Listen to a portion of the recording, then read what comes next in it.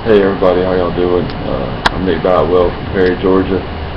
Today I'm going to be talking to you a little bit about police tactics and suppressing juvenile crime. Now I know in my city where I'm a police officer, juvenile crime is a big issue.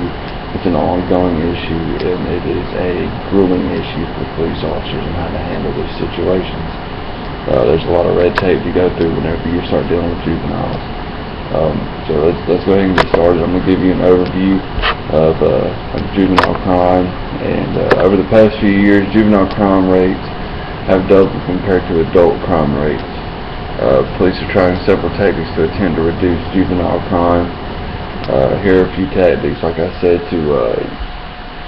so that whenever we do become police officers, or if that's what you want to do with the criminal justice degree. Just some tactics you can think of whenever you start dealing with juvenile crime, and how to reduce this crime rate. Starting good behavior early is a great way to reduce juvenile crime. Whenever you start off good behavior in the first place, it pretty much doesn't let those juveniles start off with bad behavior. Many officers are attempting to prevent the behavior by showing juveniles the consequences of bad behavior. Whenever we give juveniles warnings instead of citations, or instead of sending the juvenile court, which is what we have to do a lot, we'll give these juveniles warnings. These are the consequences if you do this again. I know that my department is going to the primary schools and the elementary schools, and we're holding seminars on where bad behavior can put them, which is in either juvenile jail or a detention center. We hold these seminars in schools to get the juveniles excited about good behavior. We bring our canines over there and over to the schools, our drug experts and a gang investigator. And they just talk to the kids about, what drugs do, what gangs will do for their life and for their family, and what good behavior will get them. Next is the GREAT program, or it could be DARE. It just depends on what your city is, what your city does. In Houston County, we do the GREAT program. GREAT, it stands for Gang Resistant Education and Training. It starts in the 5th grade, and it shows kids why gangs are bad and what being in a gang will do for their life and for the life of their family. I remember whenever I was in the GREAT program in the 5th grade, it was a very big beneficial reason why I became a police officer. Their main point in the GREAT program is kind of like DARE, say no to drugs, say no to gangs.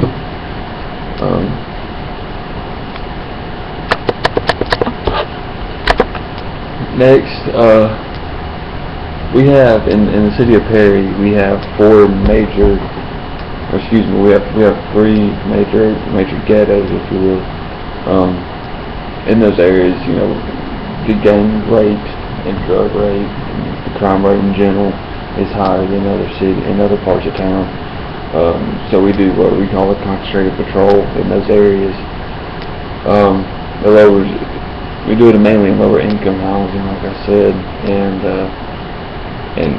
what concentrated patrol is, I'm going to break it down into two parts.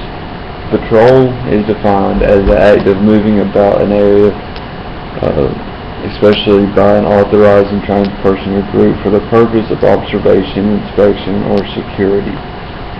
Concentrated is defined as to direct or draw towards a common center or focus. So concentrated patrol, whenever you look at those two definitions, is you move to an area for the purpose of observation on a focused area.